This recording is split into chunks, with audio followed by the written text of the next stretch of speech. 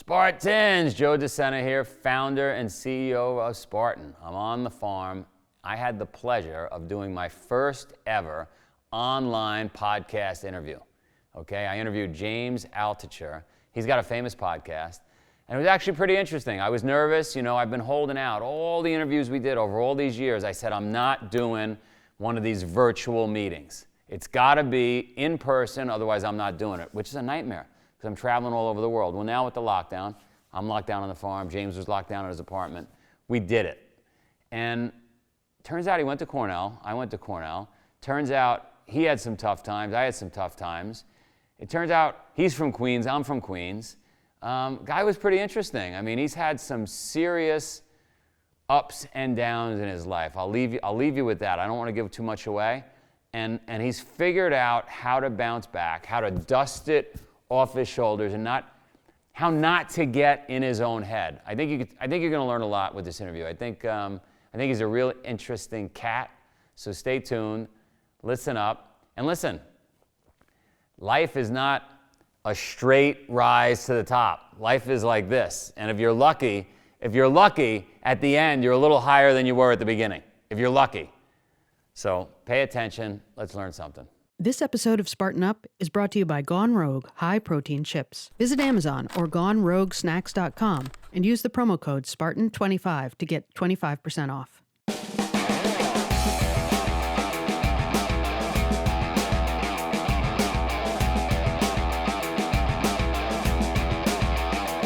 Spartans, I am here on the farm with James Altucher. This is the first ever, you're hearing it first ever, virtual podcast. I can't believe we're doing it. I swore up and down, James, when we started this thing, and you did it too on your podcast, yes, that I would never, ever do a virtual. I had to fly and go see people in person. That was going to be my differentiating factor, probably yours as well. And plus, you just, when you see somebody face to face, right? Well, they say 90% of communication is nonverbal. So I always thought this was really important to be able to be in person with someone, so you get all those nonverbal cues and you develop a different type of rapport in person. Yeah. So, but here we are. You and I have both. I don't know. I guess we've lowered the standard, James. Or raised it, because now with remote, you're able to talk to more people, and you're able to talk to people more in the moment. Meaning, when this virus first hit, for instance, I was able to call epidemiologists from all over the world and just talk to them seconds later on a video like this. And it felt, let's say, almost as good as in person. Not quite, but the fact that I was able to get so much topical information that was really important to people right then was, made the difference. It's definitely going to change our behaviors, because I would consider myself, and I continue to perpetuate the narrative that I'm a dinosaur and I'm not a tech guy. And like you just said, I've had to roll up my sleeves and actually figure out how to log on to Zoom and do some of these things. And what it probably is going to do is, when this is over, and we could talk about when it's going to be over, but we're probably some of those habits are going to stick, right? Oh yeah. But what's really funny about all this Zoom, Skype, Squadcast, Zencaster, whatever it is you use, is that it boggles the mind how we can sequence, the genome of this virus, and yet 100% of the time when I log into one of these podcasts, audio doesn't work. Yeah, no, I'm with you. You always have to figure out audio. I'm drinking some Spartan tea, by the way. I got to send you some Spartan tea right from Sparta, Greece. Oh, and I'm drinking some Dunkin' Donuts coffee, so I'd be happy to try some Spartan tea. Oh my God, I am about to change your whole life. Between the Zoom and the Spartan tea, you are going to be on fire. So listen, I heard a rumor you went to Cornell. Yes, I went to Cornell probably, you and I are just about the same age, but you spent 4 years building a business, working, and then you went to Cornell. So probably I left right when you arrived. When did you graduate? Well, I did it in 3 years, and I graduated in 1989. 89, got it. So yeah, I graduated in 90. So we were there together. And what'd you study? Oh, we were there together. So we were the same class, actually. You started in 86. I started in 86. I studied computer science. All right, so you're much smarter, much better looking. I don't. I'm gonna protest on both of those. But let me ask you a question. I started my very first business while I was at Cornell, so you were there while I started it. It was a business called College Card, and this was prior to debit cards being, common among college students. And I started a debit card called College Card. And part of the reason I'm vaguely remembering College Card is I wasn't fully matriculated. I was fighting my way. I wasn't accepted in '86. I just kept fighting my way in. And Okay. and so I didn't know a lot of people. I was just studying and trying to do well enough where they'd finally accept me into the school. Well, you know what? I was just having this conversation with somebody that if you're not accepted to a college, one alternative that nobody ever thinks of, but it sounds like you did think of it, is just simply go anyway and take classes, which you could sign up for classes, get teacher recommendations, keep on applying, and eventually you're going to get in and you're going to have all the credits. It took me And you did it. It took me 4 semesters, and the only reason I knew to do that is a friend of mine's dad was a professor at the hotel school, and he said you can go non-matriculated and just do really well and prove that you could handle the workload. And so that's true for every school, or most colleges want to have continuing ed for adults. So that's why they open it up and you can go in and just take classes. The credits don't go anywhere unless you eventually become matriculated, and then obviously they'll take the credits. The problem is, as a non-matriculated student, typically they'll only let you take 3 classes. And you guys, when you're matriculated, are taking 5 classes. So you're getting 15 credits a semester. I was getting 9, so I was falling short every semester. But you could go in the summer. It's all such BS anyway. Like, how much do you remember from any of the classes you ever took at college? Like, do you remember a single fact from college? Well, the one fact I remember, and people, I'll deny it if you tell anybody, so the way I finally got in, and you don't know this, is my mom was a yoga teacher in Ithaca. And she was teaching yoga to Professor Anita Racine, who'd really changed my life, who ran the textile department in human ecology. Huh. So I was about to quit after 4 semesters of trying to get in, getting great grades, and they kept denying me. And they broke me. Here I am, this resilient person, and they broke me. And my mom says, go meet Professor Anita Racine. I teach yoga to her, and she might have an angle. So out of respect to my mom, I went and had lunch with Anita, and she said, hey, Joe, I run this textile department. I didn't even know what a textile was. And there's 90 women in the class, and we want some diversity. We want some men. Do you like textiles? And I was like, I love textiles. I had no idea what a textile was. So that's how I got in. And so when you say, what do you remember? I mean, I know the lengths of women's dresses, the hemlines on women's dresses. When I see a movie, what year that equates to. So they're very important things I learned that apply to my life. So when you're watching a movie, when you're watching Mad Men, for instance, the TV show Mad Men, which take place in the 50s, 60s, early 70s. I don't need that doesn't sound right. That headline doesn't seem right. The headlines were 3 inches higher then. It was a boom. That's right. I guess because I fought so hard to get in that I probably over-index on how Cornell changed my life. Like I just love, it was a big deal for me to get in, right? If I was like you and got in the regular way and then hustled through it, I'd probably, it's like if you do a hard Spartan race, if you do a 13-mile race and you're out there for 10 hours, that medal means something. Right. Right. If you do. I will say I had a horrible GPA, and I was probably not destined for college, but I had my own. I always am a big believer in the getting in sideways or through the back, instead of the front door. And so I had to do that with almost everything in my life, including getting into Cornell. So I wouldn't say it was a battle for me, but I had to take a different route than most students. Where'd you grow up? I was born in Queens, similar to you, and I grew up in New Jersey. My parents moved from Queens to New Jersey. So you seem like more of an entrepreneur than me, but most people coming from Queens somehow got the entrepreneur bug. that first business you built, and what'd you do with it? Well, it's funny. So I built that started in 1987, going into 88, ran all through 88. And I had a buyer that was interested, which was MasterCard. And because at the time, again, they didn't really have debit cards back then. You know, we had maybe ATM cards, but they weren't used as credit cards. And they were very interested. But my partner in the business didn't want to sell, and then he ended up leaving for business school or whatever. So I was running the business on my own, and then the business just evaporated after about a year.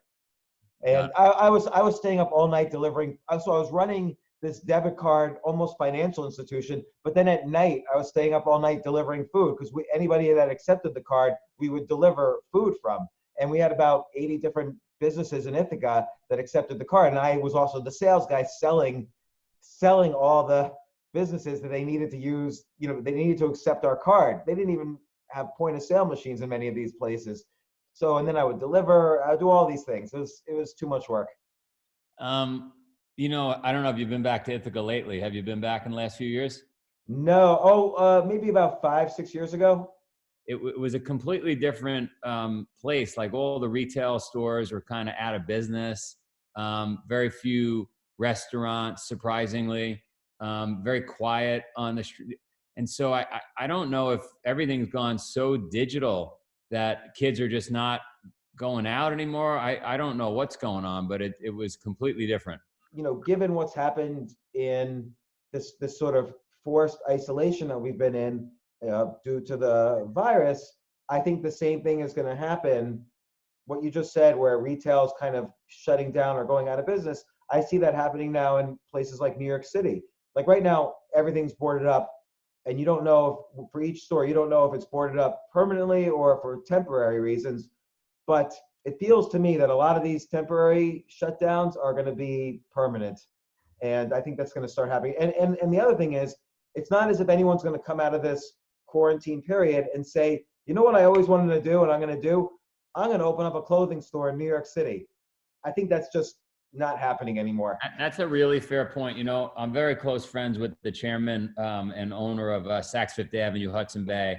And he's a extremely shrewd, a talented individual, and his angle on buying Saks and Lord and Taylor and Hudson Bay was around it was a real estate play, and I said to him, the other day, I said, gee, I wonder, even from an office perspective, if I was just like you and I were fighting on holding out on the podcast, doing them in person. I was like, everybody's got to come in the office. And now here we had this, 60, 90, whatever it's going to be days where we're just figuring it out. Are we going to go back to the office?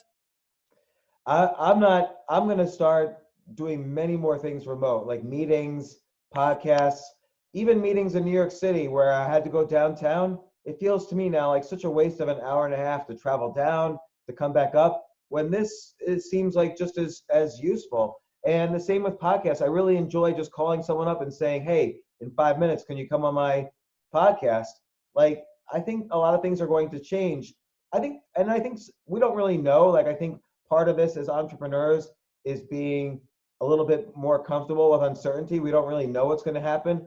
But here's an example. I could see movie theaters shutting down in New York City, but those locations, maybe restaurants, like maybe 10 restaurants take over a movie theater space, but just the kitchens, no more seating. That's interesting though about Saks Fifth Avenue. Like what did that guy say? Well, he reimagines the space. He's an incredibly creative guy. And so he puts in a top restaurant in the space along with, the Saks store, maybe some holistic health services in there. You can get stem cell injection. I don't know, I'm making it up, right? So you just got to get traffic in those stores.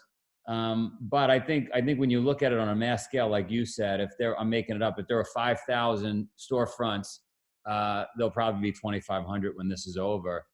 Yeah, I'm an owner of a small business retail space in New York City. I mean, among other things that I do, I'm an investor across many sectors of the economy. But just for fun, I own a car or anything, so this was sort of like my fun investment. I own a comedy club slash bar in New York City, and retail was already difficult before this happened, in part because of digital and other trends. But I don't know. I honestly don't know what's going to happen afterwards. I think there's a lot of uncertainty. We could all make predictions, but I think it's also the people who come out of this most successfully are the ones most comfortable with playing with possibility rather than certainty. Yeah, what was it? Darwin said it's not the strong, it's not the smart, it's the most agile, right? I didn't know he said that, but that's definitely sounds accurate. So, and then you went on to build another business. After you left Cornell, you went to HBO first, or tell me about that. Yeah, well, I went to graduate school for a little while. I was thrown out of graduate school, and then I worked at HBO, which was I really loved it. It was the only job I've ever had. This is in the mid '90s. It was the only job I've ever had, and you know, a lot of people like say, "Oh, I hate working for the man or for the corporate job," but I liked it. I like being an entrepreneur. There's pros and cons to both, but I loved the brand of HBO. I think they were the most. You compare like their programming budget with Netflix's, and you compare the number of great shows that HBO has with the number of great shows Netflix has, and per dollar spent, HBO is still the king. And it was just an amazing place, an amazing creative culture as well as corporate culture. So I loved working there. But while I was there, since I already had this computer science background and now I was getting this background in the entertainment space, I merged the two and I became very good at making websites for entertainment companies. So then I built a company on the side while I was still working for HBO. I built a company making websites for Fortune 500 companies, but mostly entertainment companies. So I built websites for, Warner Brothers, Miramax, New Line Films, October Films, Loud Records, Bad Boy Records, Death Row Records, Interscope Records, AmericanExpress.com. I built the original AmericanExpress.com. And finally, after 18 months building this company on the side, I left my full-time job at HBO to fully manage my company. I was so risk averse that it took me 18 months. And then you sold it? Yeah, I sold it. This was the time when all these companies were getting bought, and I sold it. And I really didn't know what I was doing. Like I had no sense. I had never studied business. I had no sense of how do you value a company. I was a good salesperson and I was good technically. There's people don't realize there are other skills too. Like how do you value a business? That's a skill. How do you exit a business? That's a different skill than coming up with an idea and executing on the idea. Selling a business is a whole skill unto itself. And so there were various things in this process I messed up on, but I sold the business, I made some money, and then another skill, which I did not have, which is there's three skills to money. There's making it, keeping it, growing it. So I knew how to make it, I didn't know how to keep it. And I just lost all the money. Like I made millions of dollars and I was smart. I cashed out completely. I had it in all cash. And then I lost every dime of it. It was generations worth of money and I lost all of it. What year was that when you sold it? I sold it in 1998. So cashed out. Did you lose it all in the market in the 99 crash? So I cashed out completely in early 2000 before the crash. But then when things were low, like after, let's say 9/11, I decided, yeah, this is a big opportunity now. And I was correct, but there's various skills to investing. There's one is being correct on an investment decision, and the other is actually doing the decision correctly. And I failed at that part. Like I just had no clue about how to manage the risk in investing at that time. I had to really learn and study, and I just was such a horrible investor in every possible way that I blew it all. I remember about a year later, I was so afraid to look at my bank account as I was losing this money. And there was one point about almost a year later where I finally looked at the bank account and I had $143 left in the bank completely. That was it. I had no. What did you lose? How much? I lost about 15 million cash. and $143, and that was like lost. It wasn't like I didn't come from like a well-to-do family. My family didn't give me any money at all. I paid for my college. I paid for everything. I started my business from scratch, and we had to be profitable day one. I didn't really know anything about raising money, and I just and then I bought this huge apartment before I lost it all, and I was just a mess. I was just totally like in the worst shape possible. And then after I lived right next to the World Trade Center, so after 9/11, I mean 9/11 was obviously really horrible for many people, and for me, I mean I went totally broke, and then I couldn't sell my house because I lived right next. Well, I was part of the crime scene, and just I couldn't sell it, and so it was just it was just something that I at the time I hoped never to live through it again. Unfortunately, I lived through it again several times before I learned my lesson, and hopefully, I'm knocking on wood, I'm learning my lesson now. But again, I was always very good at making it, maybe because I was so desperate or hungry growing up, and then it took me a long time to figure out how to keep it. And then the third skill is growing it, and hopefully, I'm at that part now. We'll be right back to this interview, but I want to talk to you a little bit about Gone Rogue chips. These are not your ordinary chips. They have less than 2 carbs per ounce. They're made for people like you. They're made from real, fresh chicken, never from frozen, and it's baked to a crunch and seasoned with spices. They have flavors like chicken bacon, barbecue chicken, buffalo-style chicken, teriyaki chicken, and the flavors don't come from bottled smoke flavor. The chicken is smoked in a smokehouse with a blend of hickory hardwoods for an authentic smoky taste. So the Gone Rogue chips, they're light, they're fast, they're great for before or after your workout. They're easy, they're super portable. It's an easy way to get your fix with a crunch of a chip and the protein of a jerky. Visit Amazon or GoneRogueSnacks.com and use the promo code Spartan25 to get 25% off. You had a tough time investing, but you went partners with Kramer at some point in your career. Yeah, so what I decided was I took a step back and I said, everything else I've done in my professional career, I've done with the help of computers. So I basically downloaded every piece of data about every single stock since World War II, and I wrote some software to model the stock market to take my own emotions out of it. And so my software would find these, what I would call anomalies in the stock market, like situations where people were overly irrational or overly greedy, and there was opportunities statistically to buy. And I would use that to make all my trading decisions, and that worked. So during 2002, which was a horrible bear market, I was up almost every single month. Or actually all 12 months of 2002, I was up. In 2003, and using that, I was able to start a hedge fund, which means other people gave me money to invest. And then, it's a whole story. But then I met with Jim Cramer. I started writing for TheStreet.com. I started writing a column for the Financial Times, for the Wall Street Journal, and then different publishers asked me to write books about investing. So I started writing books about investing. And fortunately, I'd already been doing a lot of writing for the prior 10 years. I had tried to be the great American novelist and failed at that, but those skills transferred over to writing financial books in a particularly unique style. And, that kind of became a second career for me, a second and third career, both investing and writing about investing. What happened with that business? Did you sell it?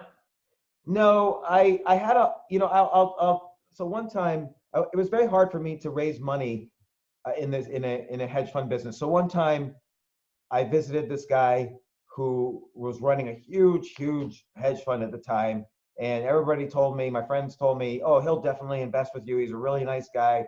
This guy gave me a whole tour around his facility, and he sat me down in his office and he said, James, whatever you want. You seem to know a lot of people. You know a lot about investing. Whatever you want. What do you want? And I said, well, I'd love it if you invested in my fund. It would be complementary to your own fund. And he said, James, I'd hire you if you wanted. I'd be happy to hire you, but I don't know where you're investing the money, he's saying to me. And the last thing we need here at Bernard Madoff Securities is to see our name on the front page of the Wall Street Journal. So Bernie Madoff refused to invest in my fund, and his returns at the time seemed better than mine. So that was Bernie that you sat down with. Yeah. So I will remember being so disappointed leaving his office that how was I ever going to compete with Bernie Madoff? And so I basically started winding down the fund that moment. And because he was just, if I couldn't raise money from him, and he supposedly was managing 60 billion, and I couldn't beat his returns and I couldn't raise money. So what am I doing in this business? I had no edge. And I didn't know that he was a complete scam. No, everybody says afterwards, oh, we all knew he was a scam. Nobody knew, and or very few people knew. And so then I started another business which combined, it's always about combining different skill sets to create something unique. So I combined my investing experience with my writing experience and my web experience, and I created a kind of a social media website for finance only. And it was called stockpicker.com. And I eventually sold that for $10 million to the street.com. And about a year and a half after I sold that, I was totally broke once again and had to start over again. What'd you do with the money?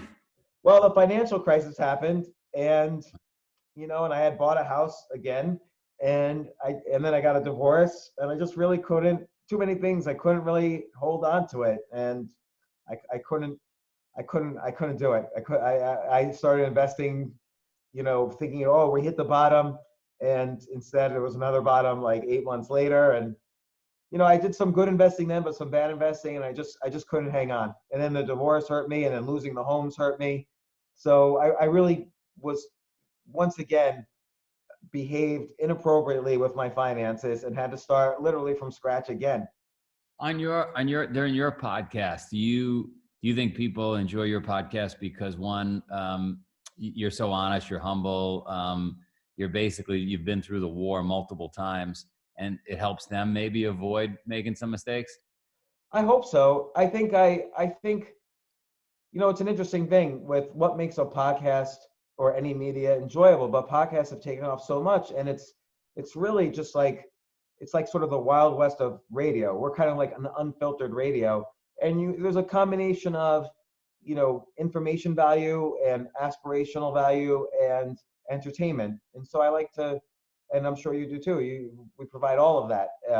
You certainly have aspirational stuff, you have guests on to provide information value, and then there's entertainment, people telling stories, and we both have lots of stories to tell, and so do our guests, and we know how to get those out of our guests. And I think that's what makes it good. I've been on plenty of podcasts where I could sort of, and I'm sure you have also, where you could sort of see, well, this guy's not quite getting it right, the format. And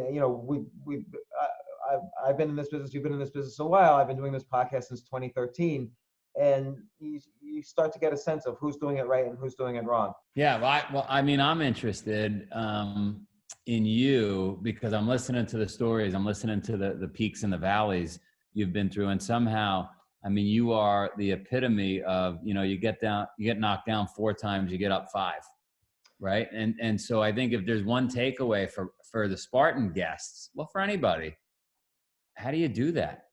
Well, it's a good question to ask right now, because the whole world, and at the very least, the entire United States, is going through this. We've never, in the history of the United States, the month of March and probably the month of April will be looked back on as the worst month in U.S. history for the economy. And so we're all in this position where we have to deal with such, not only a bad economy, but also enormous uncertainty. And that's what you have to face when you find success and then go broke, and you lose homes, family, all of your money. You go from having millions to having zero, and no job, no opportunities. You find out very quickly who your friends are when you go all the way down. And in most cases, it turns out you have no friends and no family. And it's very, very painful, almost, whatever is possible for your darkest moments, that's what you'll start to feel. And I think as a country, we're sort of going through that now. And a lot of people are asking these questions like, what do I do next? And it's just like what we were talking about before, like, what will retail look like in New York City? What will everything look like in the next 2 months, in the next 6 months, in the next 12 months? We don't really know the answer. And living with uncertainty is a skill you start to build as you go through these peaks and valleys. And it's a very unpleasant to learn skill. Like, nobody likes uncertainty. And it's part of our evolutionary, our almost our genetic, our neurochemicals don't like uncertainty. We want to have certainty that we're going to have food, that we're going to be part of the tribe, that we're going to be protected from the lions. And now we're feeling that same trauma that maybe people 80,000 years ago felt when they were in the jungle, lost from their tribe, not knowing if they were going to be eaten or not. And I think, what you have to do is you have to kind of take 2 steps back. So a lot of people ask me, for instance, right now, oh, are there stocks to buy right now? Or how can I make my money back as quickly as possible? What did you do? And that's the wrong question. What I like to do is take 2 steps back and say, well, okay, am I fully taking care of myself?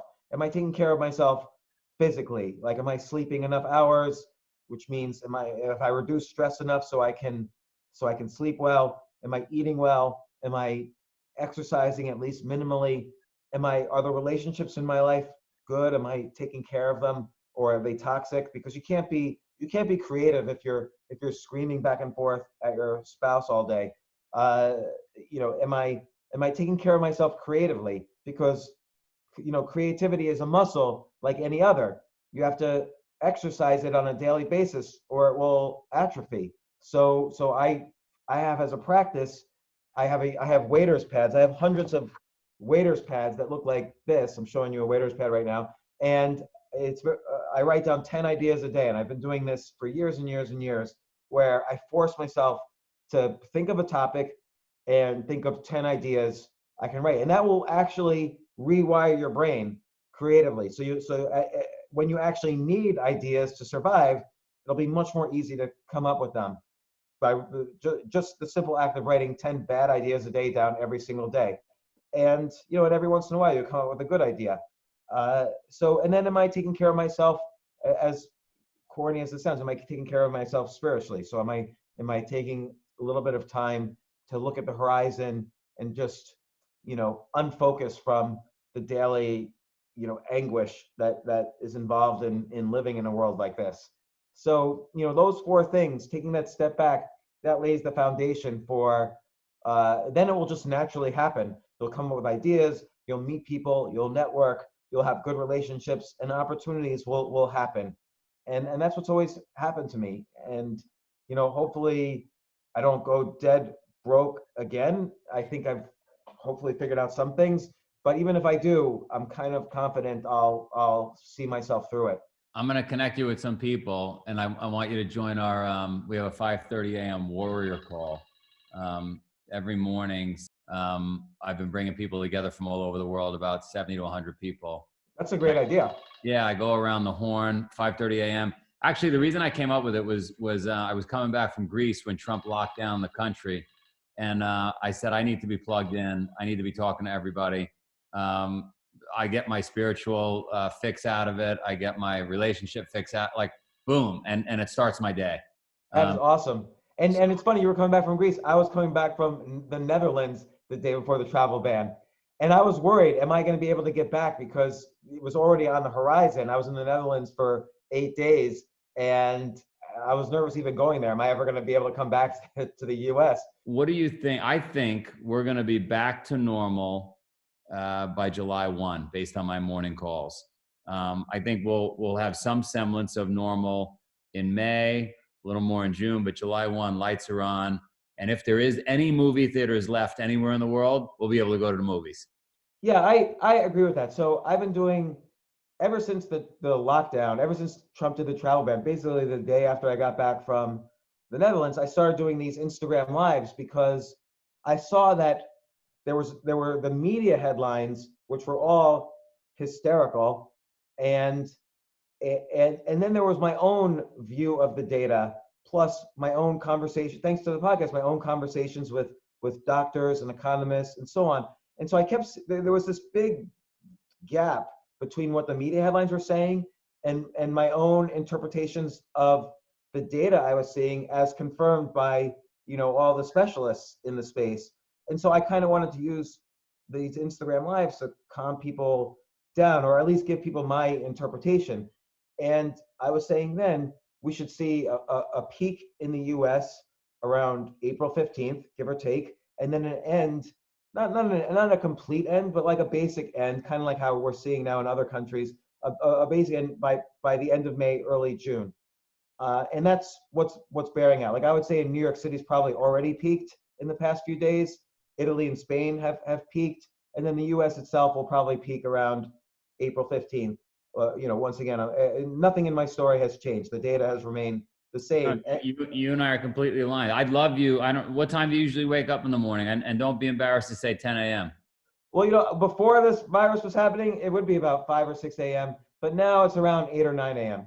But I'm happy to change my schedule and go on these calls. It sounds fascinating. That would be great. So we'll share phone numbers, and I'll take you as soon as tomorrow or whatever day you want. That'd be great. What software do you go on the phone, or is it on a Zoom? Or we go on a Zoom. We use okay. This was awesome. I mean, I could keep going, but I'm looking at the clock. We're 12:43. This could be the longest podcast I've ever done. Marion is saying, I must ask more questions. I've just been so fascinated hanging out with you that she said, I haven't asked enough questions. All right. How did you start your podcast?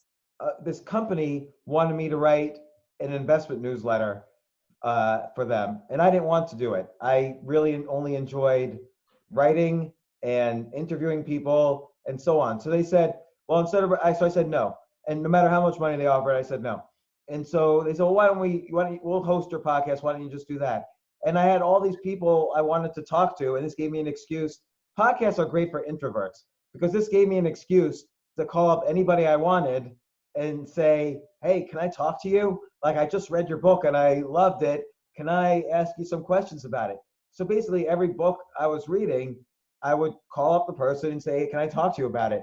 So I've had, just like you, I've had so many fun people on my podcast, ranging from Richard Branson to Tyra Banks to William Shatner to Danica Patrick.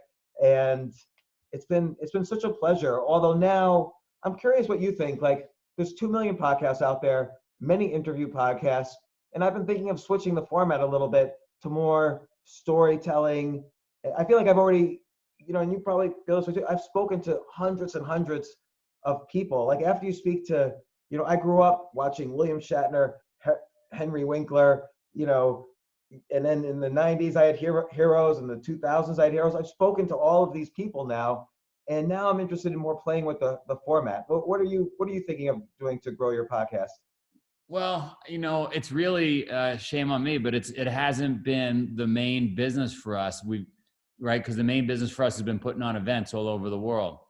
And then the podcast really was selfishly, I just love talking to people like you do. And there were a lot of people I wanted to meet. And so you're right. I mean, I got that out of my system. There's always somebody interesting though. I didn't know you. Now we know each other. And so who knows where that leads, right? Yeah. So I kind of like that. And now that we got this new, the friction out of the way of maybe, who knows, maybe we start doing more of these electronic virtual meetings. I mean, it's a pain in the ass to fly down to Richard Branson's island. You know what I mean? Like that was a pain in the ass. I didn't do that. He was the one person I actually made an exception for in all these years, where I interviewed him on the phone. And because I figured I just can't pass up this opportunity. What a great thing to be. The podcast has given me these bucket list moments. And, I when I was a kid, I was really into chess. And so I had Garry Kasparov, the best chess player in history, on, and we got to play a game. Wow. And, just all these bucket list moments. And so now I'm just trying to figure out, where do I take it? Because I do think we're doing the right thing right now. Like you and I are doing this podcast during this time. I think anybody who's doubling down on content creation during this period is gonna come out ahead. And I've noticed that already in my download numbers and subscriber numbers and so on. So, so obviously this is something I want to continue, but I think constantly reinventing is important. You have no choice. I agree. I'm always reading. Oh, I know what I want to say. Earlier, you said most people don't want to be in that uncertain zone. And I kind of like that zone. I think you like that zone too. Here's what I think. I think you and I put ourselves in difficult situations because we like to be there. Yeah, it's a good point. Like, look, you're an ultra marathon runner. That's obviously, there's no way to say oh yeah, I'm just going to relax a little bit and do an ultra marathon. Like those two words don't belong in the same sentence. So, and I don't want to say this is similar to an ultra marathon. It certainly isn't, but I've been doing for the past 5 or 6 years stand-up comedy. And one rule I always tell people is don't if you want to learn something, if you want to be good at something, don't give yourself the easy solution. So for instance, if I was given the choice, let's say I was performing somewhere and the owner or the booker of the club said, "Oh, we have this world famous comedian on. Do you want to go before him, or the only other spot is right immediately after him, which nobody else wants to do for all the reasons you would think of?" And I would 100% of the time say I absolutely want to go on immediately after Bill Burr or TJ Miller or Tracy Morgan or whoever, because that's the only way I'm going to get better. That's the only way I'm going to skip the so-called 10,000 hour rule of expertise is if I take the difficult choice, the terrifying choice. And it's really true. It's the only way you'll get better at anything quickly. And so, in comedy, there's another slot called the check spot, where you do comedy when the waiter or waitress is handing out all the checks in the club. And I always try to take the check spot. That's usually the beginner spot. Like none of the pros want to take that spot, but I love taking that spot because it's so difficult to do comedy when everyone's trying to figure out, they're drunk and they're trying to figure out the tip. So they're not paying attention to you and they're talking. And it's putting yourself in a difficult situation makes you get better. But at the same time, it's certainly unpleasant when you're broke and or the entire world is shut down from a virus. And I guess all of those things were kind of practice for us for dealing with situations like this. So I feel like a little better prepared.